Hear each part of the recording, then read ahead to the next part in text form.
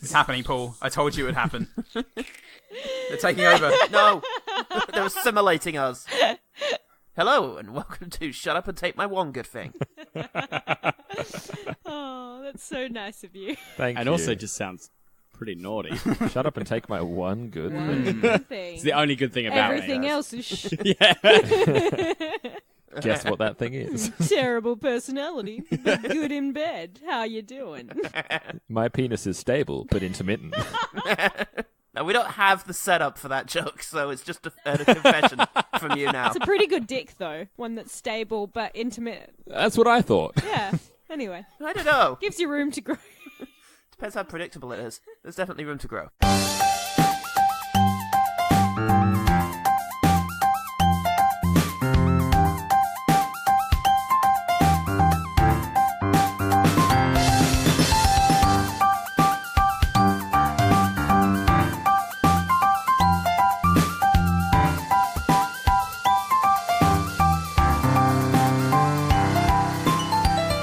Hello and welcome to One Good Thing, the podcast that says almost everything out loud.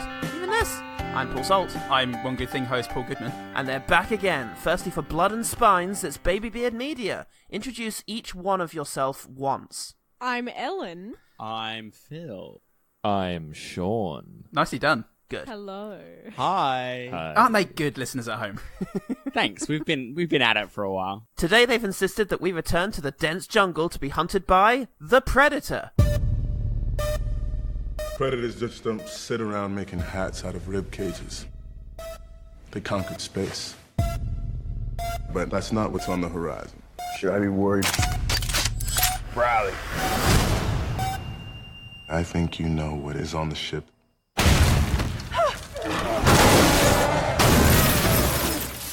The ultimate predators. Is it called The Predator because there's only one Predator in it? No, it's more like a fuck you to Robert Rodriguez, I think. Yeah. Which, to be honest, having recently seen Alita Battle Angel, I'm not entirely against. Woof, that bad, huh? If it could have been fully called The Predator, you can't just coast on Avatar for the rest of your life, James Cameron. Then that'd have been complete. Brilliant. The Predator and the other one and his pets. And maybe friends and Predator and pals. friends. I love it. Perfect. No. Predator and pals. Predator pals. Predator. The film is Shane Black's 2018 entry to the Predator franchise and was received by critics like a spike up the man. Josh Larson, at Larson on Film, it's a tough gig to get, said Boyd Holbrook, a Garrett Hedlund Charlie Hunnam hybrid, that's the blandest thing I've ever fucking imagined. At least delivers the tough guy one-liners. Don't put two hyphenated words next to each other, you fucking Larson on Film. I mean, one-liner shouldn't even be hyphenated. That's not how that works. Maybe can you hyphenate two hyphenated terms together if you were doing such a thing? I mean, one-liner would have to be modifying something else to be hyphenated. This is awful. It's just utter bullshit. As someone who studied linguistics, I really enjoy this. Hey, this is the standard you expect with Larson on Film. At least deliver all of that thing I just said. At least delivers the tough guy one-liners Black specializes in with the right combination of sincerity and bemusement. There's a lot of alarming contradictory concepts there of sincerity and bemusement. Yeah. Also, I disagree with everything very that I much just disagree. said. Yeah. Well, let's all avoid Larson on Film. Okay. Forget about him. Let's hear from a proper film critic, a real legend of cinematic interpretation. Paul Salt at Screen Mayhem said, Oh, here we go. in his review, entitled The Chopper Left a Long Time Ago. Nice. Mwah. Mwah. Mwah. Is there a film review Oscars? Because there needs to be, just for that.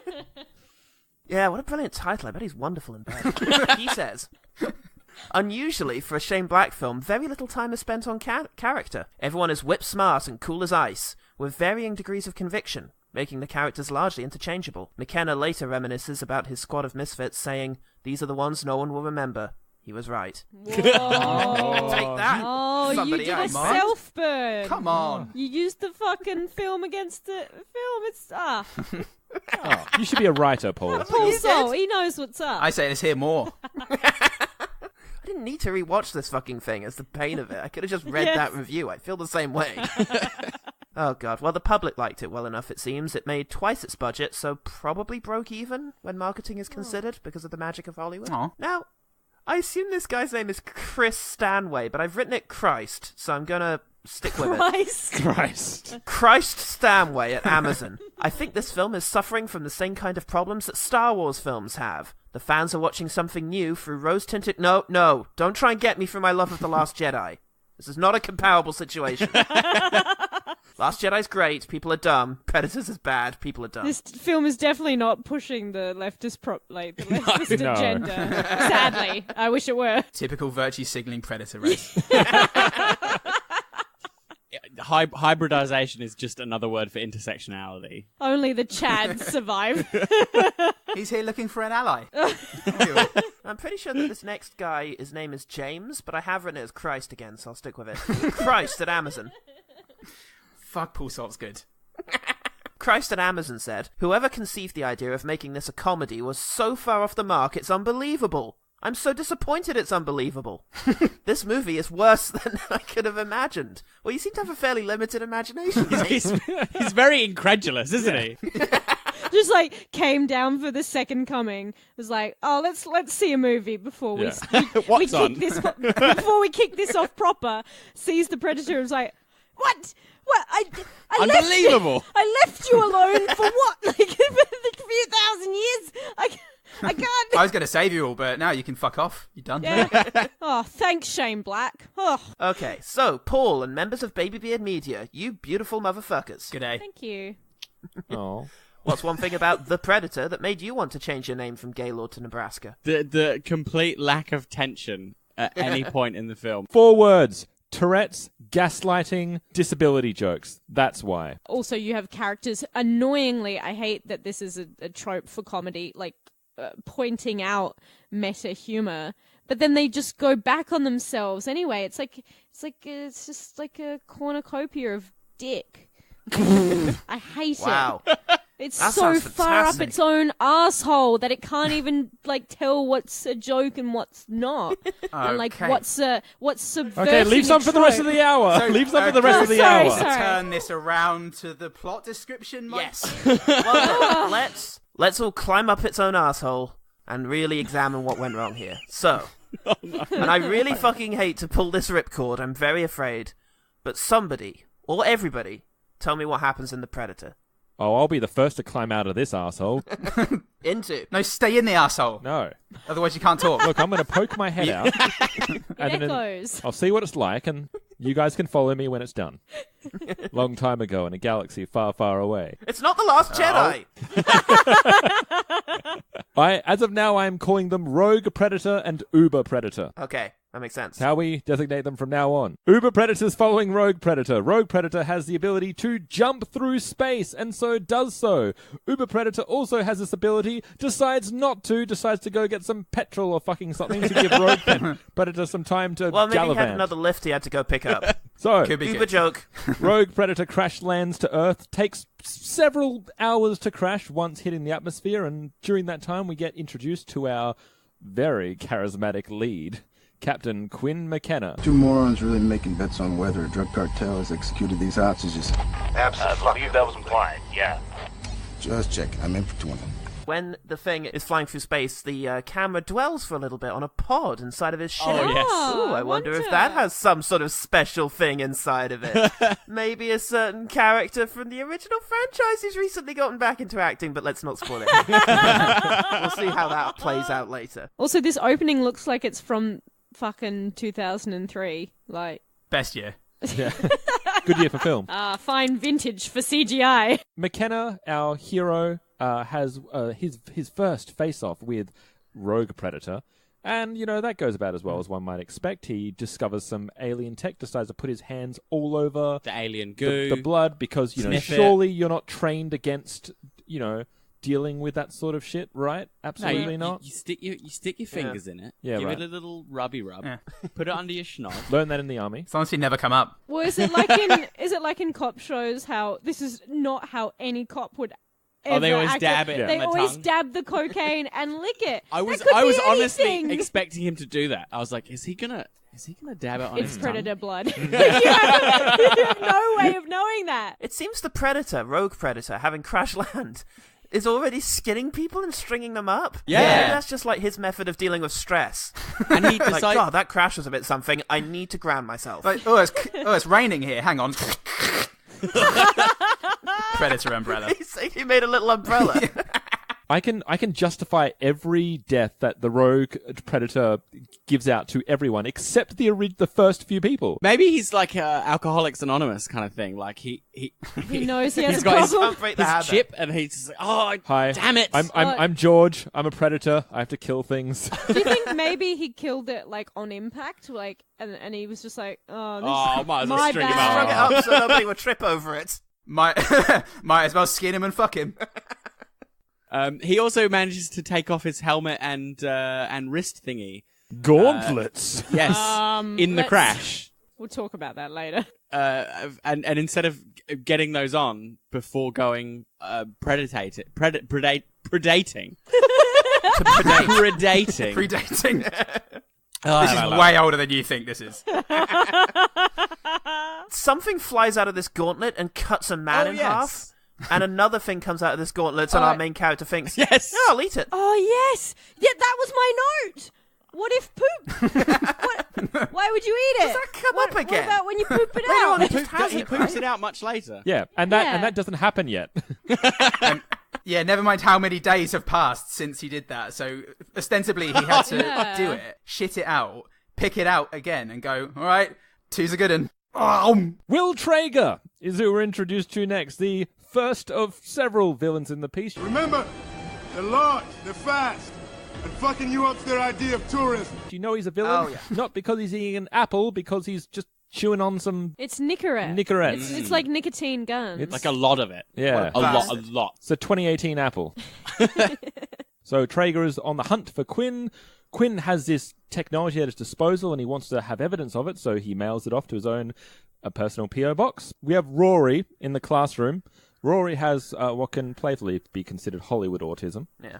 He's being bugged by Hollywood bullies. Yeah. Yeah, By he's Stephen just King he's a bullies. savant, really, with none of the other characteristics of. He doesn't like loud noises. That's he the thing doesn't- that In autism. this bit. Yeah, of the well, film. that's what I was going to Yes. say. He stops Yes. being traditionally autistic, like halfway through. the film. So just remember at the beginning, he doesn't like loud noises. Somewhere around the point where his autism, which might be characterized as a condition in which people experience difficulties in social interaction, around the point where he feels comfortable saying one-liners to terrifying strangers, this does Yes. lose some of its realism. I want to highlight in that scene the thing that sets off his temporary autism is that the fire alarm gets pulled. And the teacher just leaves the classroom, assuming that he has all of the students. But I also didn't. 1, 2, 3, 4, fuck it. When we have a drill, it's like you get all the students lined You have up. to wear a fucking high-vis vest. If you have a kid that has autism as well, Yes, maybe you check have them extra first. care. This is basically the youth wing of Professor X's mansion. So I'm pretty sure these kids can find their own way. We're introduced to the other female character with dialogue, which is Emily McKenna. Good use of your Yvonne Strahovski for the rest of the films. Great. Yvonne Strahotsky, more like. See, Oh, I'm going to do puns too, Ellen. What's wrong with you? Why is it just me? Everyone does puns. It's the Peter Stormare will always Live in infamy. live in my face.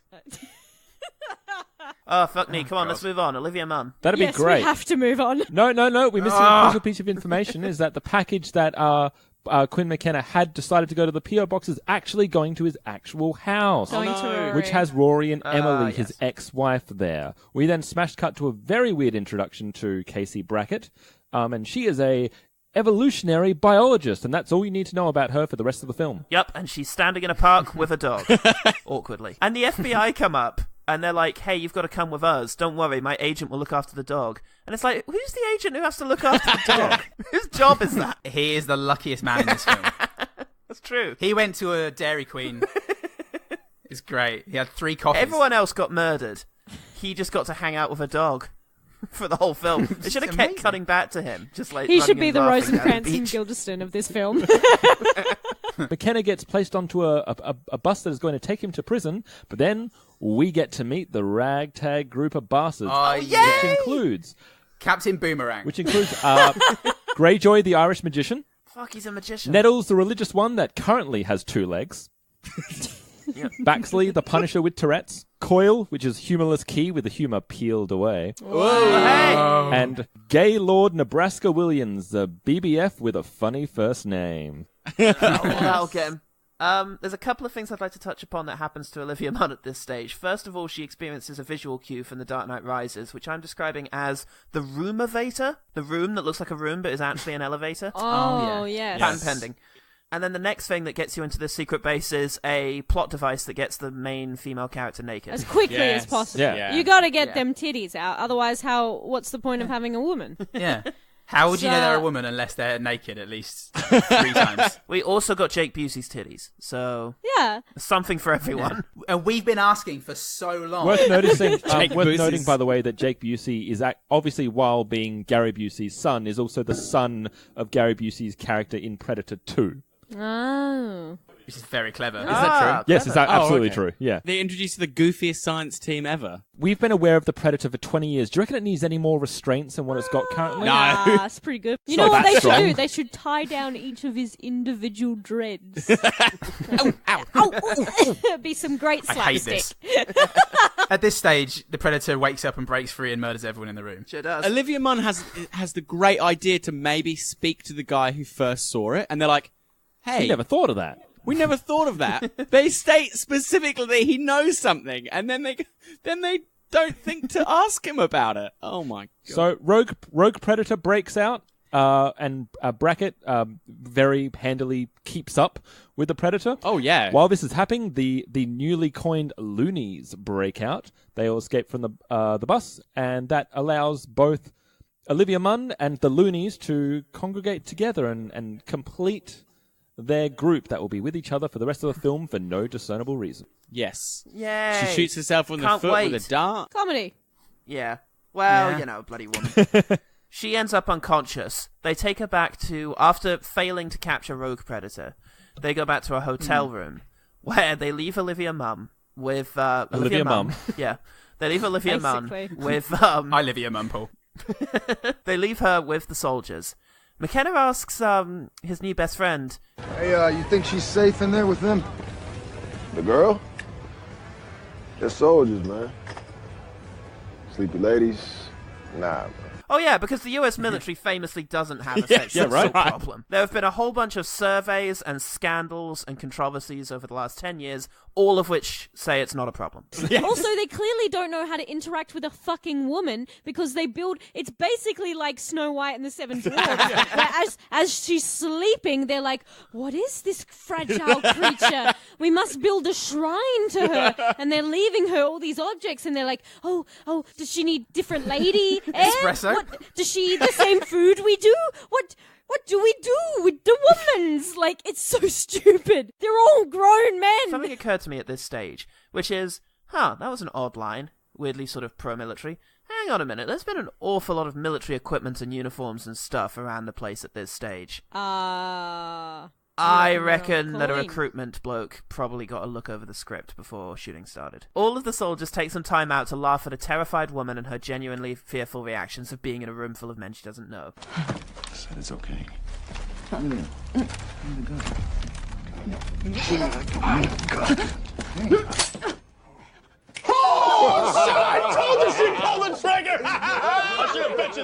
I like it. I should have bet you that. Oh yes, hilarious. God, she goes to shoot them, and they're like, anyway, these broads. She has no idea where she is. Brilliant. We also, what follows is a really just like, fuck you. If there is a guy that has Tourette's, Yeah, it's and funny. the first thing you said to Quinn McKenna when he came on the bus, before Punisher even said anything, you said, this guy has Tourette's. But no, the second there is any sort of misunderstanding between Olivia Munn and Tourette's, you not only do not inform her of the Tourette's, all of you gaslight her. Yeah. Eat your pussy. Wait, what? How you doing? No, you just said eat your pussy. Hey, how you doing? No, you said eat my pussy. What the fuck is wrong with him? I said you're pushy. You said you're pushy. No, you said eat your No, pussy. I said sheesh. You're pushy. No, you said eat my pussy. No, that's what he said. I heard it. He's Incessantly. It's comedy. God, why do you guys hate jokes? Is it worth just dropping in briefly that only about 10% of Tourette's syndrome people who Yeah. experience it Yeah. experience coprolalia, which incidentally I love as a term for this, coprolalia, which is Latin for shit talking. Am I right in thinking that Shane Black has Tourette's? Does he? Please tell me Think that so, he yeah. doesn't. Well, he handled that flawlessly. Quinn McKenna moves on by going back to his ex's household, Emily, and lets her know that her son's in danger, brings the whole loonies together. More awkward humor. It's not fucking humor. Fuck you all if you think it is. It's not. Where is the son? Where's he gone? Oh, it's a Halloween movie, remember? yeah. Oh yeah, not a Christmas movie. Shane Black is eager to point out. And during this time, the only monologue that Emily gets is to rattle off her husband's accomplishment. He supervised 23 close precision engagements across 5 continents, and he has 13 confirmed kills. And he is one of only 14 captains in the armed forces to ever receive a Distinguished Service Medal and the Silver Star. So he might be a lousy husband, but he is a good soldier. Her ex-husband. Fuck yeah. Ex-husband's accomplishments. It's almost like it came from a script and she didn't really put much thought into it. Yeah, she's not That's the really, only- she's just really kind of playing along because this film has given her nothing to Yeah. do. Yeah. It's almost like the only other dialogue she had was left on the cutting room floor in a deleted scene. And also, even then, it wasn't that good. No, it wasn't. Says the kiddo on his own doing Halloween unsupervised. Yes. Oh my god. I do not believe Yvonne Stravinsky She's a terrible would mother. like send her child off. She was busy learning Boyd Holbrook's biography. Also, she leaves a note for him that says, if you do anything, I will cut you. Like, and we've said, being on the spectrum traditionally means that you interpret things quite literally. So she's left a note saying, I will cut you. And then she's also just left him to go off. To wander the streets. Halloween, unsupervised. How long is that kid at home alone anyway? If she's leaving notes for him and stuff. Yeah, is she, all the time. Is she ever home for him? And he's even expressed that he has bullies. Look, I'm going to call it. She's a bad mum. Yeah, 100%. I mean, he's also a bad dad. No, he kills people so people can be mailmen. That's great. Yes, that's right. So you specifically can be a fucking postie. He's a hero. He's a literal hero, Yeah. like Paul Salt, film critic. So Rory goes trick-or-treating. One of the households doesn't quite accept that, decides to throw something at him from a second-story balcony. A cupcake. A cupcake. And then Rory gets the first of what will be many traumatizing experiences when he straight up kills them. Oh, yeah. Not through his own... Explodes that guy. Explodes him into pieces. Yeah, there's no survivors.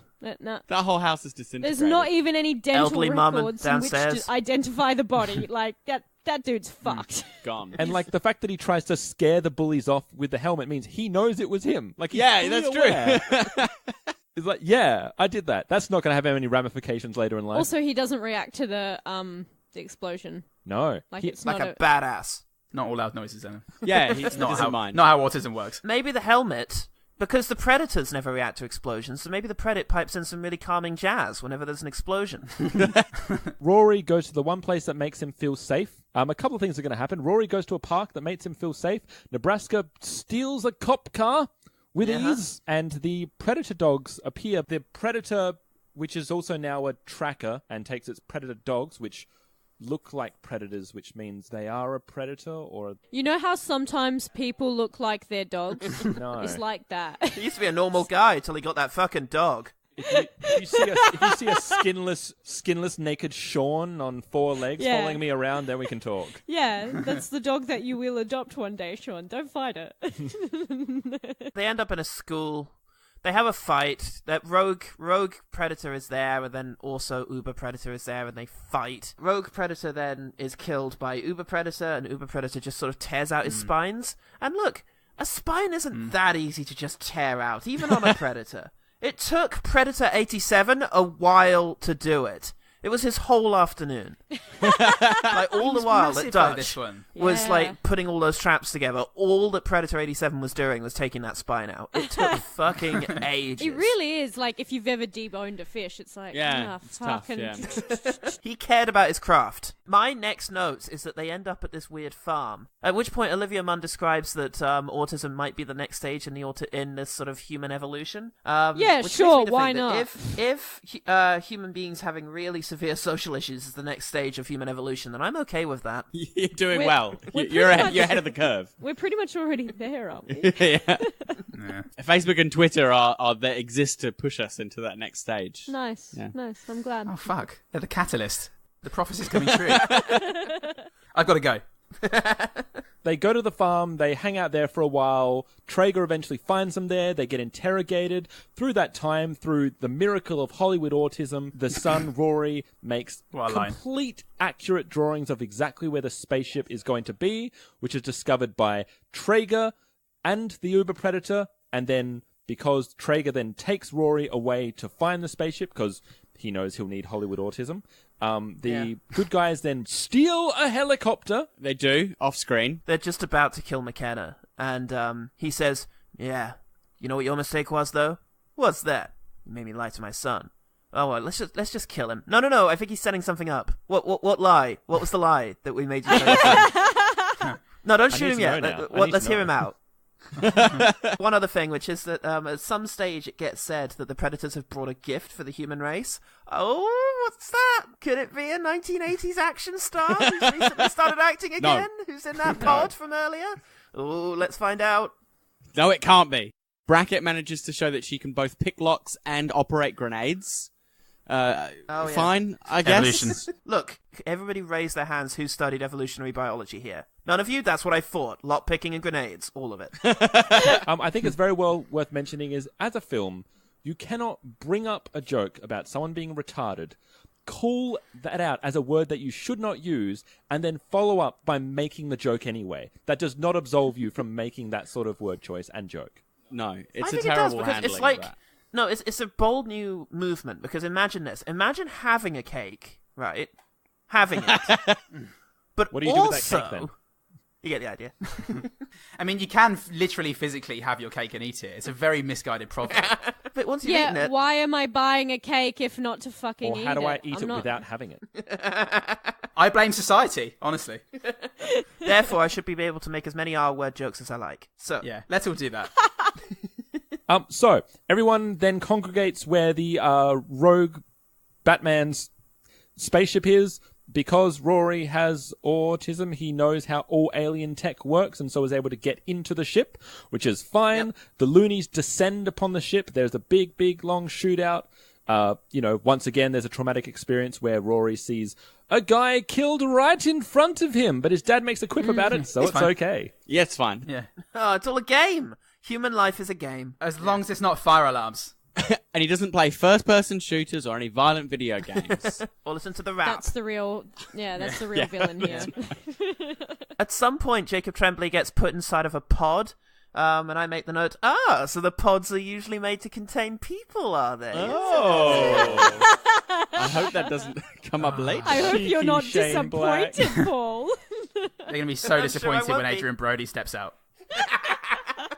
That would have been better. That would have been better than what they did. So Uber Predator shows up, wrecks house, Irish guy dies, presumably. You don't see it, but let's just assume that, the magician's disappeared. He got his arm shot off. You don't live through that. We finally decide that we're going to get to what makes the Predator series great, is a whole bunch of people running away from a predator in the middle of a jungle. It's sort of a forest. Yeah, forest. It's not really a jungle. It's totally I different. think I'm not. You remember I'm not trees? seeing the forest for the trees. Oh, look at this now. Look what happened there. They all go into the forest. We set up that, the payoff of this movie is going to be when Traeger and McKenna finally get to hash out their problem. Everyone goes into the forest, and the Predator starts to attack them all. At this point, Traeger dies. Did you miss it? We did. We did the very first time. In the cinema, I rewound missed it. this. I did not see I Traeger noticed die. him. So they set the Predator on fire at some point in this fight. Yes, in which case, that's when the Punisher Jumps on him. He's already on fire, but no, it's time to go melee. Yeah. That's the one, get him when he's off guard. I got to punch through the fire. Yeah, predators. Why? Predators aren't expecting melee attacks when they're on fire. So not only does both Greyjoy and the Punisher get mortally wounded without counting down. Coil. It's not Greyjoy. Greyjoy's already dead. Oh yeah, sorry, Yeah. Greyjoy is already Key. dead. Coil. It's Key. Yeah. So Coil. Key and the Predator, without counting down, without any sort of indication, they both shoot each other at exactly the same time, don't miss, and murder each It's other. fine, don't think about it. Yeah, it's not Beautiful even moment. a headshot, which would be like definite. It's like through the chest, right? Yeah, imagine if they shot and one of them was like, Oh. Can you do that again, we are please? seeing throughout the film, we are establishing that the specific things that soldiers are trained for. Sticking fingers in green goo? No, it's not a thing. Shooting each other at the exact same time? Yes. Just randomly, Yes. inexplicably getting vehicles, weapons.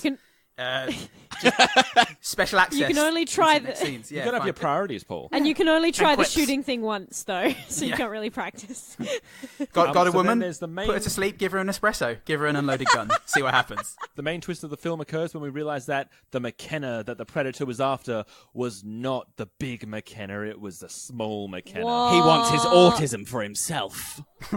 Little McKenna gets Mini taken. McKenna. Mini McKenna. Mini McKenna gets taken by Uber Predator, and they're about to take off on the ship when everyone that's left except the woman decides to jump on the top. ship. Oh, but not all of them voluntarily.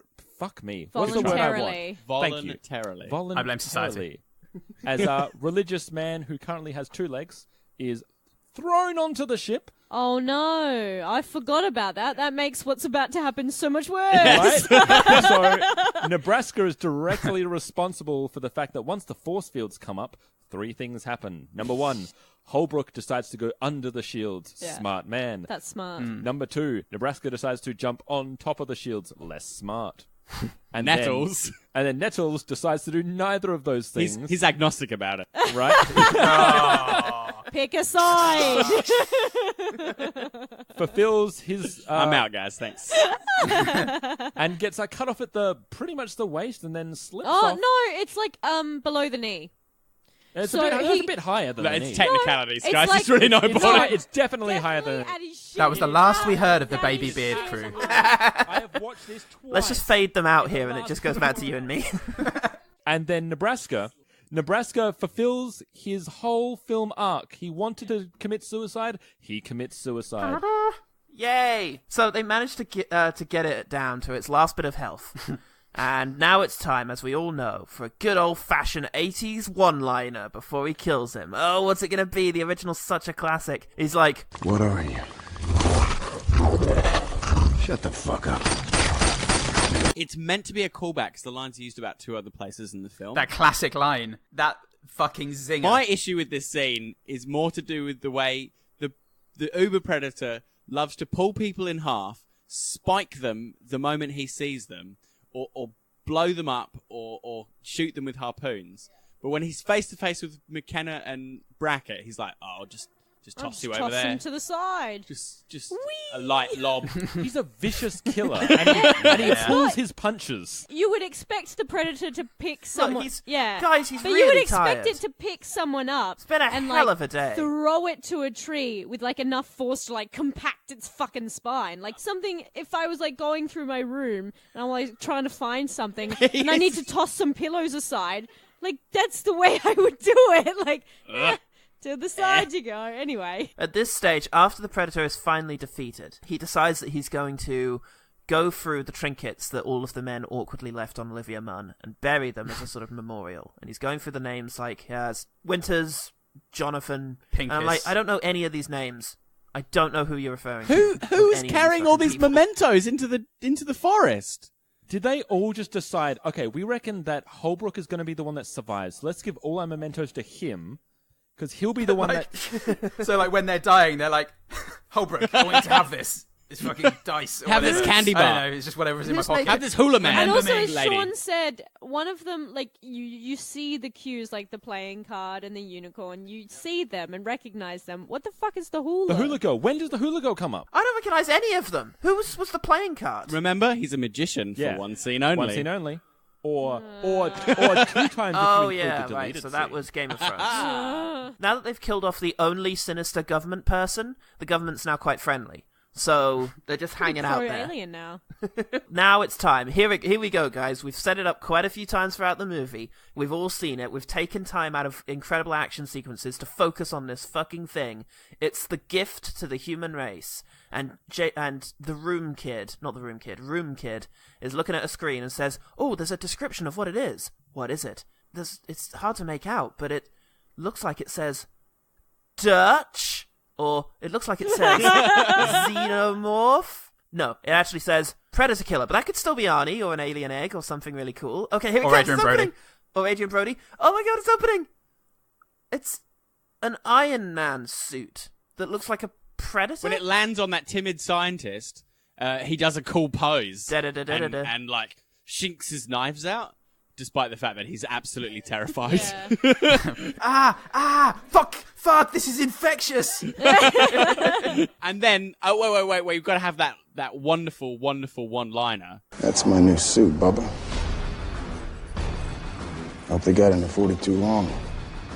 But that's the gag, that's the bit they ended it on, is he gets an Iron Man suit. Was anyone else really fucking disappointed by that when they first saw it? Because I was. By this time, I'd kind of checked out. There wasn't anything to excite I was me. expecting something good. To build my hopes up. And also, like, in reading the things of, like, they did talk to Sigourney Weaver, and they did talk to Arnie, and they did talk to, like, well, Adrian Brody actually really wanted to be in this film, and everyone just ignored him. But, like, because Ellen Ripley is one of my favorite characters of all time, and I'm less attached to the Predator films, but, like, if they had done that, it would have made me so fucking furious. But also, think about the time difference, potentially. Yeah. No, she shouldn't have even been born yet, is Ripley, so that's fair. An alien egg, that idea, Ellen, I think was really cool. Yeah. If they'd opened it and there was an alien egg in there. That would have been like, cool. Holy shit, how are they going to use that? That would have been great. Yeah, I'm pretty sure if I read correctly, Arnie turned it down. He's like, no. He read the script. Yeah. Right. Well, well, then take out that thing. It just feels like it's going to be a big reveal, everyone. Just you wait. Oh, it's an alien Iron Man franchise suit, starter. so you'll be able to see more of the same But action. also, it just looks like that you've already seen. it just looks like a predator. Just So all looks we're like an saying is empty predator a suit, predator can kill a predator. Yeah. Which we know that. This film literally has a predator killing another predator. Yes. Like, that's the gimmick. We've glossed over something. Oh, have we? The reason they're hurrying up and wanting to harvest our autisms is because of global warming. Oh, so yes. Arnie was involved in this film. Oh, yeah. It should have been Al Gore. When I went to killer. see the He film, just and comes when they said it was out. R18 for excessive gore, that's what they meant. Oh my god, we're the fucking best. Ah, look at this now. Who's this fucking guy? Where's he been? Can I just say, like, not that he's alive or anything, but Gore? no. If the pod had opened and it had been a Steve Irwin, that would be great. Oh, crikey! He's gonna wrestle a predator. Yeah, he wrestles a predator, Oh, and this they're like, cheeky little predator here, mate. and they're like, fuck, he is the superior. It's like, right, the thing is, what you guys have never done is you Cheeky never little approached a predator from behind. Now watch the pincers. Oh, he's an aggressive fella. Get him by the mandibles, mate. Oh, he shot my head off. Crikey. He's got a hold of my spine. Let's start. Goodman, you start. What did you think? All right. Well, now this film is so crammed full of problems that my brain just stopped trying to work them out and stopped trying to keep track of them. Just stopped worrying about them altogether. At about 15 minutes in, I went, "Oh, okay, this is what this film's going to be." And I just sat back and went, "Look at that. There's the thing." So I just spent about 90 minutes enjoying really stupid bits, and then all the crap bits, my brain just went, don't worry about that. Lunch is soon. What are you going to have? Great. I wrote down so much shit. Like, the dialogue for me was awful. Yeah. Just not a good line in the entire film. From the entrance of Traeger. Incredibly unfunny. Just his line, they're large, they're fucking hell, that wasn't an accent. They're large, they're fast, and fucking you up is their idea of tourism. Is he Norwegian? They're large, they're fast, and I don't know where he's from. I blame society. They're large, they're fast, and fucking you up is their idea of tourism. It's just not a good line to introduce a character. It's not snappy. It's not clever. It's not funny.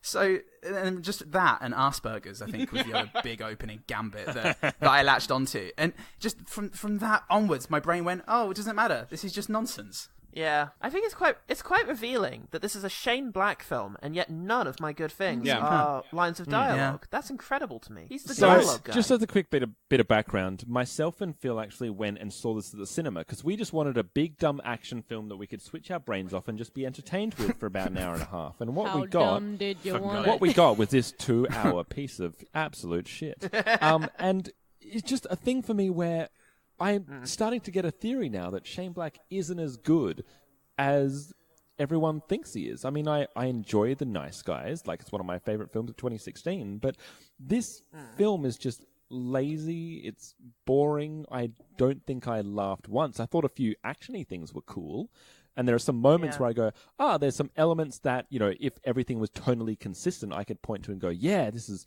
fucking rockin', I'm amped up. But there's a point where they actually say that Shane Black, what he wanted was he wanted something fun. He wanted something amped up, but then he wanted something real as well. And it's none of those three Yeah, things. didn't achieve any of those things. Like, no. the three key phrases, the three key words that he wanted this film to imbue was none of it.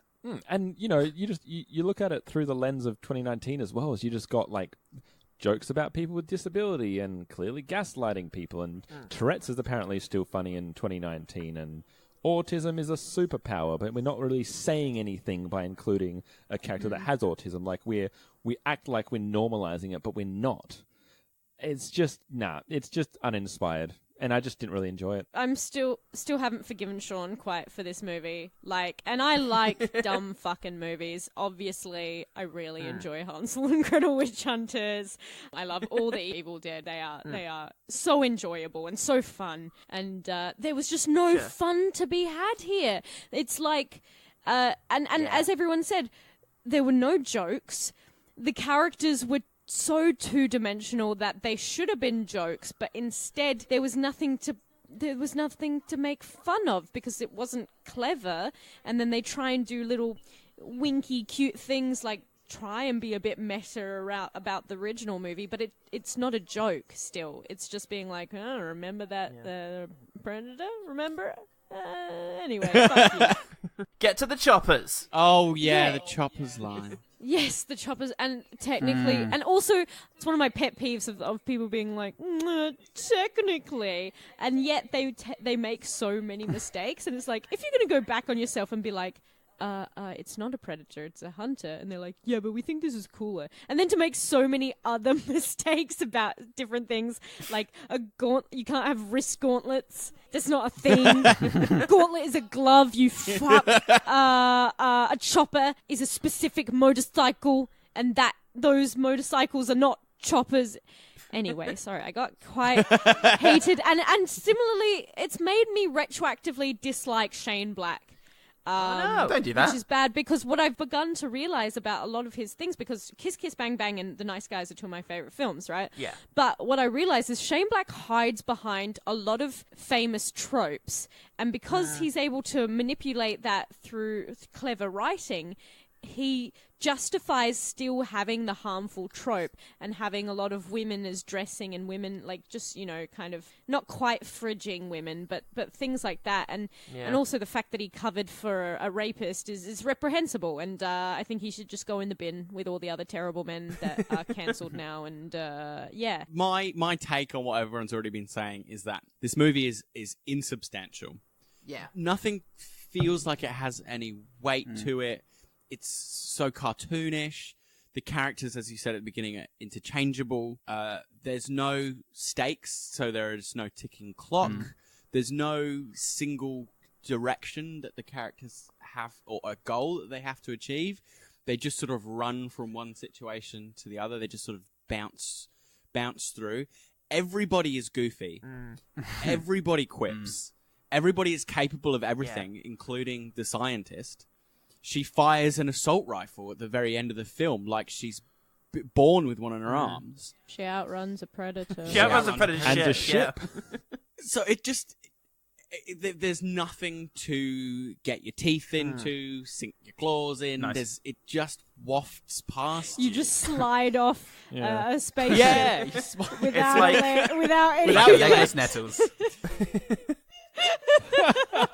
We're all nettle. It's like a hole broke off a ship's back.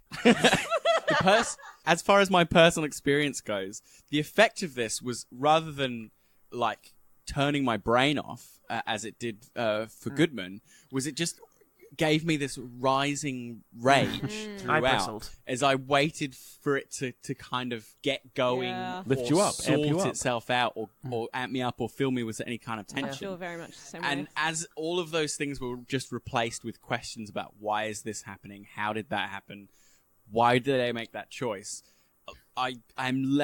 this film just makes me furious. Yeah. And when the credits roll, I'm just So it did amp you up, but just in the wrong Just way. in the Do you wrong think way, if we Very made you unpleasant. watch the film enough times, that, like Matilda in Roald Dahl's Matilda, I would get psychic powers. you would get telekinesis. Yeah.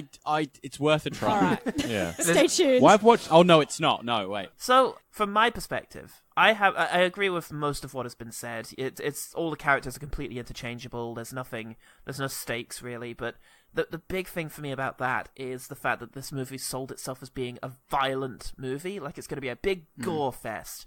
And yet so much of that violence felt completely weightless. First of all, the original Predator kills its characters off steadily throughout the film. This one does it all in the last act when there's barely any time left to care. And you don't care about the characters anyway. The gore is CGI, and I know this doesn't bother everyone, but it really just doesn't do anything for me. It bothers me. Yeah. Big time. If I'm going to see a head get, like, pulverized or someone pulled in half, I need to see, like, the gruiness of it, like the stretchy skin and a bit of tear, and CGI just doesn't have the viscera necessary to make me feel something. And also, once you establish that guns don't hurt the Predator, even at close range, having people running around the forest firing guns really just becomes very impotent and perfunctory, like a Transformers movie. It's just, they're firing guns because it's an action scene, not because it's actually going to have an impact on what's happening. So, yeah, I think that's where I'm at with it. You don't feel like they can win, Yeah. so you're just waiting for it to end. So then when the Predator gets shot in the head, it's like, what? I guess it does work. That's right. Say the line first. Paul, can I read you guys a bit of an excerpt from something that Shane Black said that just flies in the face of this entire film and gives an insight on what he wanted from this film. Science fiction is, to me, probably the most cross-cutting genre in international cinema. Everyone wants to see the future. Everyone wants to feel on the cutting edge of an adventure. Having free reign to make a real old-school adventure film that sums up for us all the genre tropes that we have grown to love.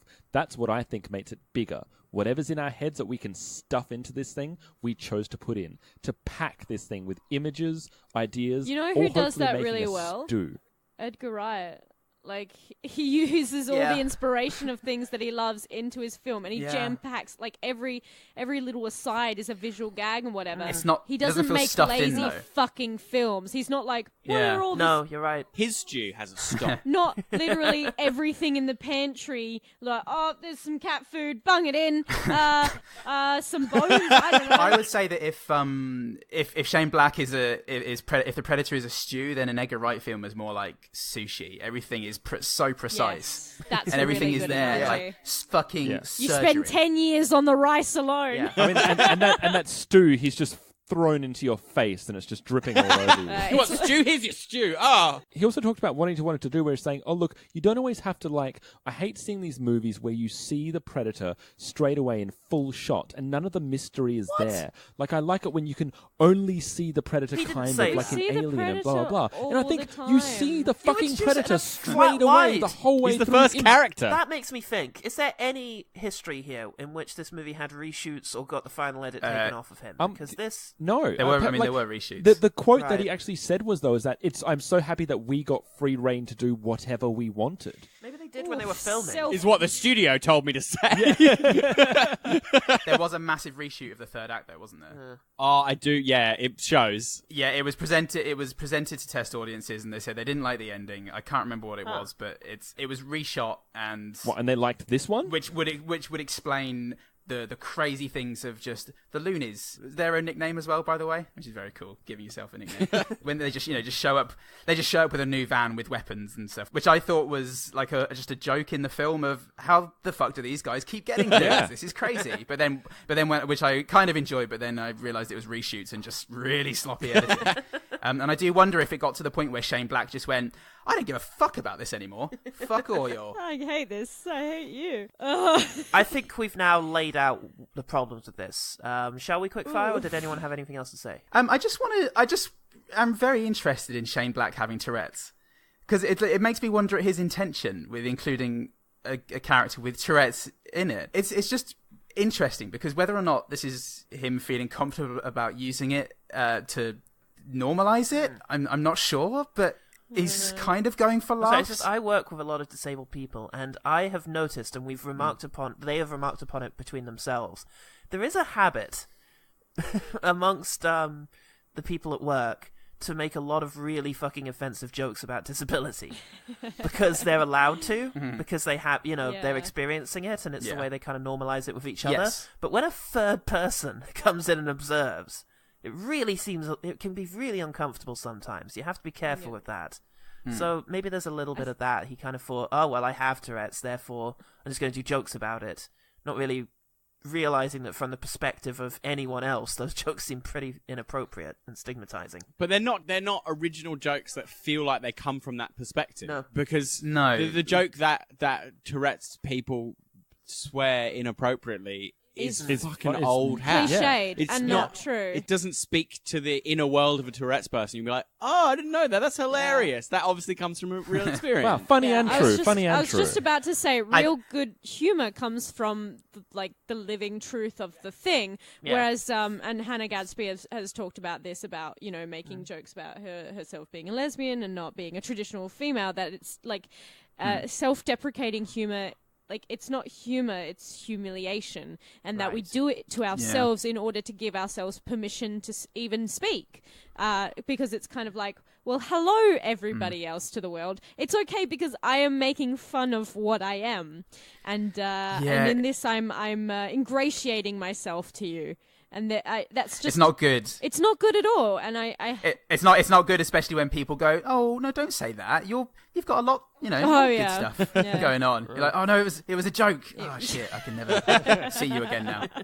So you think, like, maybe if Shane Black brings out a sort of 85-minute indie piece about one guy who's struggling with Tourette's, it's more likely going to be... understood in the right, well-intentioned sure. way. It depends what the material's like. If the material is just he has Tourette's and it gets him into lots of hilarious jams because he keeps swearing and saying wrong things to people, then it might still be seen as fairly retrograde. Yeah, shall we quickfire?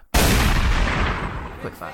So the portals at the beginning, the big fiery gashes ripping the fabric of space, I quite enjoyed it. I thought it looked pretty good. The other thing... Well, CGI gore is kind of difficult to push through, but I think when the Predator sort of wakes up and then just completely inexplicably starts killing all the people that he came here to help, it was still enjoyable. It was still enough violence, even though it was CGI, to get across that kind of, you're meat now. You're just dead. You're just dead shit. And it just happens. It just hard and fast, and it made me laugh. Yeah, I mean, that was going to be my first good thing, which is the scene where the Predator wakes up. I mean, besides the fact that I was, lamenting about that they show the Predator full force straight away, there's just something about the question of, what if you take that monster in a very small fucking room with a whole bunch of people? What's going to happen? People going to die. And it's the practical Predator too. It's not the CGI Predator. So it's a lot more pleasing to watch and to, they're getting their R rating there, basically. The other action piece that I liked, and just because it was a very quick setup and payoff, is when we're inside the ship and McKenna becomes visible again, and he's got the trank gun in his hand, and the officer just kind of looks at him and says, oh, what are you going to do? Kill us with a trank gun?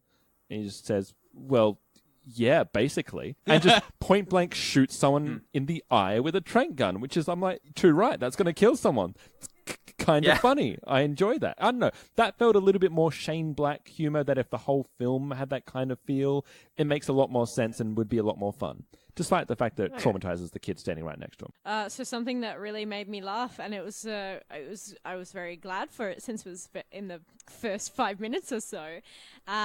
You can tell it's very much a real person in a suit with the Predator in the spaceship, and it's like the Predator just got its nails did, because obviously the glove extensions in the suit must be very hard with the kind of long talons, and so when the Predator goes to pick up something, it's like it's in a salon, and it's like it's very dainty. My nails are drying. Oh, it's it made me laugh uncontrollably. I think Nebraska is actually kind of somewhat believable in some scenes. Like he has the job of being the kind of tortured one, and the one with a bit of a past. And there are points where you're like, oh yeah, he's surrounded by these total goofballs, but he actually really does have some problems. And you go, oh, maybe this guy is, wrestling with some demons. I mean, it'd be nice to see a bit more of why. He says, oh, I got into some heroin, and that's about all you hear about it. and that he shot himself in the head.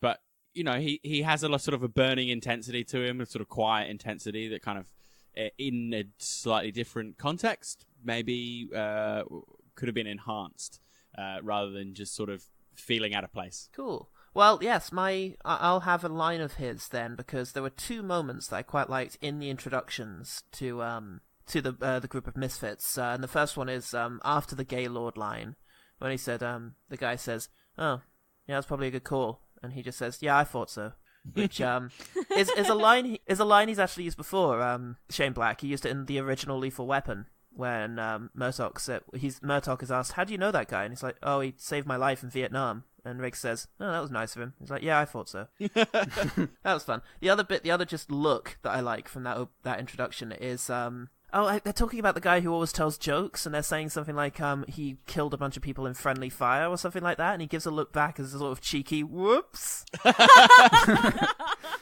You know how it That was is. good. I blew up my friend. I'm a scam. Also, according That to the was- background and whatever, the Tourette's guy was on that car. Yeah. Yeah. He survived. He's the only So survivor. it's not only a look of like, "Oh, well, it's like, well, you were there, weren't you?" I think the first time the Predator Hunter thing comes up, I just really like the quickness of the reply where he goes, "Well, we took a vote. Predator's cooler, right?" Well, we took a vote. Predator's cooler, right? Fuck yeah. It's his totally fucking pumped "fuck yeah" just under the breath at the end of the rabble. It's amazing. Yeah, and there was another sort of over the top of rabble and rousing from Olivia Munn when they're talking about the Predator Hunter thing later on. I had this. Oh, okay. Well, Yeah. do you want to? No, it's good. Do All it. right, Do cool. it. And they have a similar discussion, and there's a similar sort of, and she's like, Technically, it's not a predator. It's like kind of a Thank you. hunter. I said the same thing. I said the same thing earlier. She said that really casually, and I like the idea that when she says, "I said the same thing earlier," it's like earlier in the film. Yeah. There's a kind of because earlier tonight, but also earlier in the film, which I quite liked. Yeah. yeah. God, I was really hoping I have more time. I'm tapping out already. I've got nothing. Oh wow. I like the fact that the predators can mimic somewhat human conversation. Thomas I thought J. that Church. was a quite. Look, I'm not that really well versed in Predator films. I haven't watched them for years, and I also don't really plan to go back. I'm not an action person. First one personally. is Nah, a you're right. classic. It's an absolute classic. Yeah, and I've seen it, but I it's not something that I'm like, oh yeah, Fight me. I'll It totally is. I'll rewatch it. Like it's not one of my faves. But yeah, I like the fact that the predators are mimicking human voices in order to throw people off, and also possibly lure them. And then you also have the one where it uses someone's voice to get a voice activation code. I thought that was a really cool element. That reminded me as well of Annihilation. Yes, that's what I was thinking of. I don't know who's seen Annihilation, but there are those beasts that when they That consume make the people, screaming sounds. Yeah. they're the screaming sounds of the people that they've devoured, and it's way, way better in that film. And it's super fucking unsettling too. It's so so creepy, scary, yeah. so troubling. There's a segment that we always do. You see, I've got a confession to make. That's right. It's time for the salty secret. Paul, play the jingle. Now, regular listeners will know this is a section of our show. Just put the jingle in here. It's well I'm loved looking by for all. it. One sec. And One sec. this Oh, this one. Oh, it's a salty secret. that's the one. This week's salty secret is I never got what the big deal was about the original Predator. Oh. Whoa. It's a deconstruction of traditional action heroes in their Vietnam setting, which pairs them back, pairs down their action macho bullshit that they get away with in the first 5 minutes of the film, and says, well, what if they faced an overwhelming force and their macho their macho bravado was stripped away and they were shown to be weak and vulnerable like the rest of us. Also, it gave us the meme That's- of the two muscly arms clapped in a... Oh yeah, that's a really good meme. Yeah, it's a really good meme. Son of a bitch. That's a really good. I really like that. That's a really good insight because my critique of it is that I actually really enjoy the first act because the first act is that sort of cheesy, fun kind of back and forth chatting, and there's that big action sequence, and all the characters have individual traits that make them kind of fun. And then at the point when the big mustache guy who ended up running for senator dies, Jesse Ventura. the whole film just becomes people just randomly running through the forest, firing their guns, and not really having character moments. But you're right, maybe that's the point. Maybe that's the how whole I've always- deal. It's that's like, how yeah, I've it's not seen fun it, yeah. anymore, is it? That's combat. Yeah. But I don't know if that makes for a satisfying cult movie. The thing is, I had a group of friends, whenever they came around, Predator would go on. And I'd always get really bored by it in the last 2/3. I don't think I could watch it over and over Yeah. again. No. Just to keep this rolling. This is kind of undercut by the fact they've already shown the Predator. But it's a really nice introduction when he manages to stun the Predator. He falls down, invisible, and the blood dripping from the corpse washes over his face, and then his eyes open. It's a really good cinematic moment. Like, it feels really juicy and satisfying. Dick. Yeah, that was my other mine. one too. Yeah. I'm sorry, guys. They're thin on the ground. Because had they not race. shown the entire You held Predator, your action. That's like... Oh, now I'm using it. Had they not shown the entire Predator for the next hour, that's like your first visual cue, and then you don't see it for the next hour. Great, How great! That would have been wonderful. They didn't Would've do been. that, but Would've in been. isolation, it is a nice shot. Yes. Well, That's me. harking back to the sort of power of the Predator, I really liked the Predator noise that you hear most prominently just before Alfie Allen is killed. Just before he gets his arm blasted off. You hear it, sort of weird, creepy little... I had a friend who used to be able to do it really well, but that little sort of animal sound. Sort of... Yeah. It's kind of funny. It's really hard, isn't it? Yeah. It's so distinctive. Yeah. The time bar graphic on my Blu-ray was fantastic. Whenever I paused it, that looked amazing. It was like artisanal, bespoke No! time bar graphic. I believe I know the thing that you're talking about. It has its own custom time bar Yeah. graphic. Yeah, it was like Snazzy. you know when you got a DVD in the 90s and it had an animation in the title screen. You're like, Oh, oh boy, in the big leagues now. The last one, I think this is the one that we can all go home happy with. Olivia Munn looked pretty cool, creeping around corners with a gun in skinny jeans and a flannel shirt. Yeah. Yeah.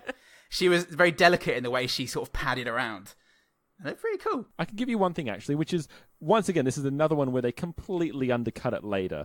And it's also hindered by the fact that I do hate the CGI Uber Predator. But that scene when Uber Predator drops into the McKenna household and goes downstairs and absolutely fucking shreds those two goons, like one Straight through the crotch. into the testicles, and then yeah. absolutely just guts him 20 times. I then stood there and went, okay, he's a force to be reckoned with. Every time he comes up against anything, like, there's your stakes. Like, they've met the rogue Predator, and now this is like the one step up. Yet it's immediately undercut the second he comes into contact with any of the main characters, and he just starts throwing them around. Yeah. So I'm just like, well, classic you nerf. ruined whatever sense of like terror that I had of this character. I went, because it seemed like the second it comes into contact with anything, there's no sort of hesitation whether you're good or bad. It's just dead with a big 30-centimeter blade that comes out of its wrist. Yeah, it's Pretty When it large. when it Yep. immediately overwhelms the rogue predator, that's troubling. That's unsettling. Yeah. How quickly he It smashes beats it. its face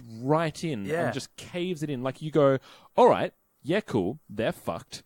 And then it's just like, okay, but when he meets any of, like, Big McKenna and Mini McKenna, it's just like, oh, I'll daintily pick him up Anyway. and I'll just throw him around. It's just like, well, Move over. thanks.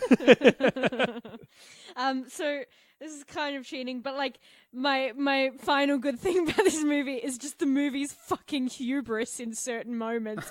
Like, they have a Twinkie metaphor that's really dumb, and I'm like, it just made me laugh because I'm like, oh, you think you're Ghostbusters, huh? Oh, you really think that? And also, the other good thing is me. I'm the good thing because I pointed out it's not the most efficient hunter, right? Because it's bipedal, which is a terrible design. And as we humans know, it's why we have so many lower back issues and, like, it's terrible. So And we then- hunt by walking after things for a Yes. very long time. Yes, which is not very cinematic, is it? But also, then when the Uber Predator comes, it's even stupider because I can't remember the word for this, but it's not bipedal in that it's weight rests mainly on the balls of its feet. It's got kind of chicken legs. Kind of like haunches or something like that, where it's like legs where the feet, which is even more insufficient. And so I had a good long laugh to myself, and I felt very smug. And that's not nothing, you know? The ability to feel smug is a gift.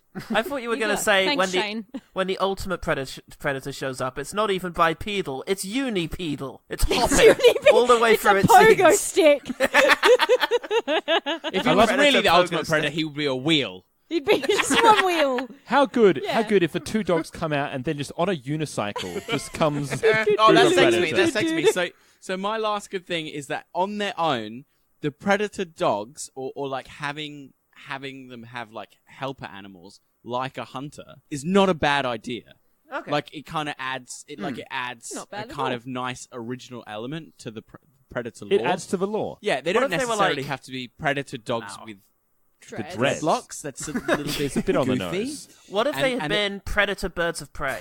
Like something flying like predators. with dreadlocks. Yeah. What if just a hawk with dreadlocks on it? What if he had a dog and a hawk, right? And he was like, you know, like human predators, like hunters do. They have their helper animals that do certain things. Oh, You could spot with the hawk and chase and fetch with the dog, and like a horrifying killer bird. That'd be horrible. Yeah. Those would also be good villains for the heroes to fight without having to nerf the main villain. You know, because the more encounters they survive with the main villain, the less scary he is. So you can have, now it's the hawk fight where they've got to adapt to its flying ability. Now it's the dog fight. What other animal assistants might you have? A bear. A predator bear. Yeah, you know how we hunt things with bears? Hey, they were in World War II. One of them was a Polish war hero. Yeah, I'm sorry. Oh, my last good thing then, I guess. The one we can all hang a hat on, even more so than Olivia Munn with a machine gun, is that it's nice seeing Professor fucking Jake Busey. Enjoyed that. That was such a change of pace for Jake Busey. And he seemed like a nice scientist guy. Okay, Goodman, have we had anything in from the one good team? That's what I was... Yeah, the OG team. That's the segment. Yes, the OG team. We got two. One of whom is a baby bearder who specifically or explicitly stated that the good thing is that he didn't have to watch it as he's off doing other stuff. And that's your friend. He's saying no about you. Thanks, sexy Chris. Predator does separate the wheat from the friend chaff. I believe I also had a react on the page. Well, yes, you did have a sad face, but I think you've communicated that in the last 2 hours of recording. You're that good. The other one, Beyond the Box Set, said when Jacob Tremblay straight up kills a kid and it never comes up again. Nope. Sidebar, this was by far the worst movie we watched in the cinema in 2018. Oh, yeah, for sure for me. Yay, Predator. Thanks, OG team. Thanks, OG team. One better thing. The one better thing. Did we pause because we thought Sean was going to say it? The one better thing. The one better thing. Yeah, there we go. Oh, sorry, now I can finish. My one better thing. Aliens come to Earth and doubts towards their intentions puts panic in the air. In an effort to understand this potential threat, the Army calls in a specialist who is able to apply her expert knowledge to this extraterrestrial context. But the Army is making things difficult in their sometimes secretive, sometimes reactionary ways. Try and spot where the similarities to the Predator ended, because I am, of course, talking about Arrival. God, just everything. Strong, not just stronger, but strong female lead. We've spoken about this film so many times, but it's a gorgeously nuanced and heartbreaking movie from one of the greatest directors working today. It actually says something. That's what sci-fi is there for. It's ripe ground for politics and social commentary. But the Predator just doesn't bother. Just crams in as much bollocks as it possibly can, and then sort of just tips it into our stupid open mouths. Arrival is just the complete opposite of this. If you haven't seen it yet, please do. It probably didn't set out to amp you up, but come on. Come on. Just see it. It was my favourite film of 2016. It was really, really sublime. Yeah. What a fantastic film.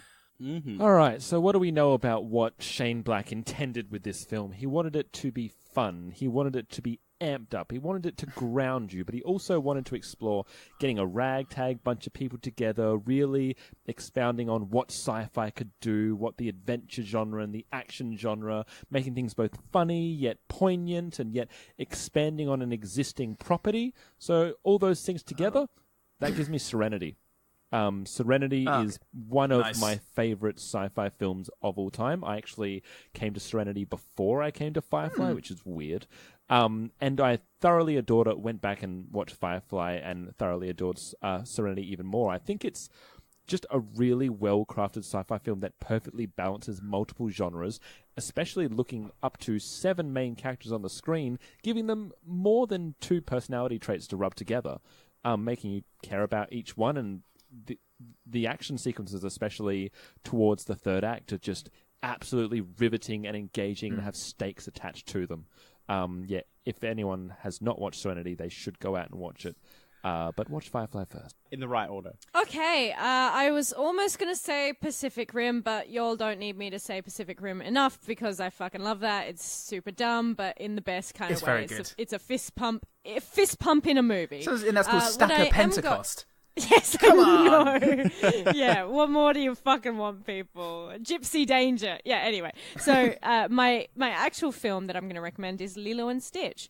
So we have a few through lines here. We've got aliens on Earth. There's a kind of government agency at play. There's also a plot, like the aliens also have a reason for going to Earth, and there's kind of the conflict there. It has so much heart in it, this film. You think it's a silly one, and it's one that's often forgotten by the whole Disney oeuvre, which is really upsetting because, like, what this film lacks, The Predator, is real people. There's no real people in it, and the connection between not only how well written Lilo is as a character, she is so realistic as a young troubled girl who's just a bit weird, but weird in the way that most kids feel that they are, and her relationship with her sister Nani, who is also brilliantly written. So you've got 2 female leads. It's all about family. There's a great use of the fact that Stitch is an alien, and using that metaphor to explore how Lilo feels. But then also, it for Disney, it skirts very close to talking about colonialism and how natives in Hawaii feel like they are almost outsiders in their own home. It's a brilliant film, and I cry like a little baby every time I see it. Ohana means family. And I just the think superior alien-based film. Yes.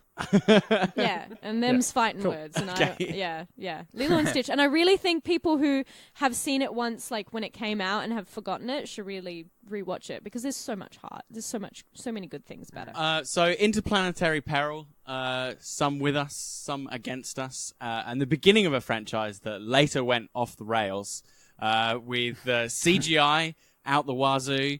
And actually some funny lines, amusing moments, and characters you could sort of connect with, just about. I'd actually recommend you go and watch Transformers. Oh, no. Can I just say, I was really hoping you were going towards? I thought you were trying to shoehorn Space Jam. I thought you were going to say Star Wars for a You second. should definitely watch that before this as well. The original, as in, so the 80s Transformers movie, or the first Michael Bay Transformers? I'm saying the first Michael Bay Yeah, Transformers yeah. as Right being on. a closer kind of parallel to this. Right on. I also love the first animated movie of Transformers. I've probably seen it about 20 times because I had it on VHS when I was a kid, and it's amazing. It's got Orson Welles in it, Leonard Nimoy, Eric Idle.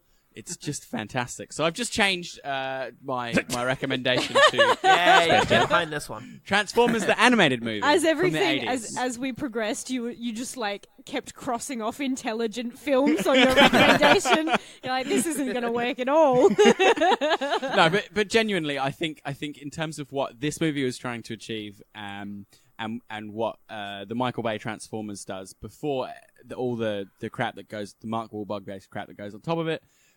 That is much more successful at very similar attempt than this movie. Now, I yeah, couldn't hear and- because yeah. Paul's because you're Skyping over your phone, Paul. I think your mic's a little bit quieter. Were you moaning throughout that? Yes, I was screaming in pain and horror. Yeah, I thought I throughout that heard entire the odd sort of interaction. just sort of bubble up to the surface. Oh God! When you Did get the someone edit, recommend Transformers on my podcast? when you get the edit, actually a good film. I assure you, it'll be a full-on. Oh, I can't wait. It's not that bad, Paul. no, fair enough. better than this. I don't remember enjoying the first Transformers. And not enough to go check. So I will take your word for it.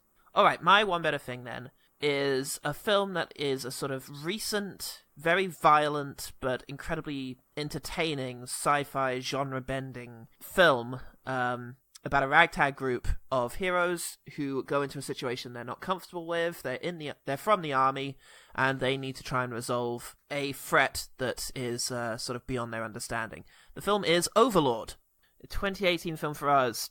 Julius Avery is the director, who I don't recognise. Directed Son of a Gun. Oh, he's an Australian screenwriter and film director. But yeah, it's a fabulous film. A bunch of soldiers get dropped behind enemy lines just before D-Day, I think is the idea. They've got to go in and sort of destroy a radio tower before the invasion happens. And after a viscerally exciting and bloody opening sort of war sequence, which is really genuinely terrifying, they then discover that in fact the Nazis have been up to some weird experiments and are creating some zombies, and they have to compete with that. And it sounds really schlocky. It's taken very seriously, and it's just got a fantastic cast who act really well. It's bloody, but in a really exciting way. I really love what ends up happening to the main bad guy. Yes. His appearance in the final act is iconic. It's beautiful. And it has a really cool female character. It has Chloe, played by Matilda Olivia, who's just a civilian who then transforms throughout the film, but convincingly into someone who's going to do whatever it takes to get her little brother back, which includes taking on Nazi zombies. The stakes are real. The pain feels real. It's great. I really love it. Overlord. Check it out. I shall. That was the one better thing. The one better thing. One better thing. That's how it There goes. we go. It turns into ducks. How can people find out all about Baby Beard and its endeavours and triumphs? So, Shut Up and Take My Podcast, our Futurama podcast, has just celebrated our 100th episode. And so you can find that out by heading on to either Spreaker or iTunes, or finding us on the A Lot of Green network, www.alotofgreen.com.au. Also, hit us up on social medias or our email. That's babybeardmedia@gmail.com, or on Facebook for memes and updates about what we're doing. Yep, we're also on Instagram, so check us out there. You can see our beautiful faces, you can see live streams, you can see funny videos we've done, also memes about pop culture, and just kind of check in on us aesthetically, which I know you all love to do. I've seen their faces as well, listeners at home, and I can guarantee it's worth it. Yeah. Give it a go. Cool. Okay, Paul, I guess in theory, if someone were interested in One Good Thing for some reason, how would they go about exploring that impulse? Oh, God, sorry, I've just listened to the Baby Beard's extremely, excruciatingly professional sort of spiel there, and I'm getting all nervous now. Oh, God, I wish I knew anything. God, I just wish I knew anything about me. Long way to go to become a Baby Bearder. But until that time, if you do want to contact us, you can do so on Twitter and Facebook at ogtpod. You can send us an email at Gmail, at ogtpod@gmail.com. Other than that, we are also on the A Lot of Green network. I should probably mention that from time to time now, that we are actually on the A Lot of Green network. Thanks for reminding me with that as well. You're welcome. You can find us on there, where they said a couple of minutes ago. The only other thing is, thanks so much, guys, for coming on. It's fucking amazing as always. Ridiculous and crazy and chaotic and long. Very long. Yeah, and long, and I can't wait to do it again. 'Cause Aww. Gibbon, finish signing off. I have. Oh, good. Bye. Bye. Okay. Thanks for listening to One Good Thing. I'm Paul Salt. I'm Paul Goodman. I'm Ellen. I'm Phil. I'm Sean. And remember, the one good thing about the Predator is that every so often, that 12-foot tall, hulking, giant predator that can tear people in half actually seems intimidating. Every now and then.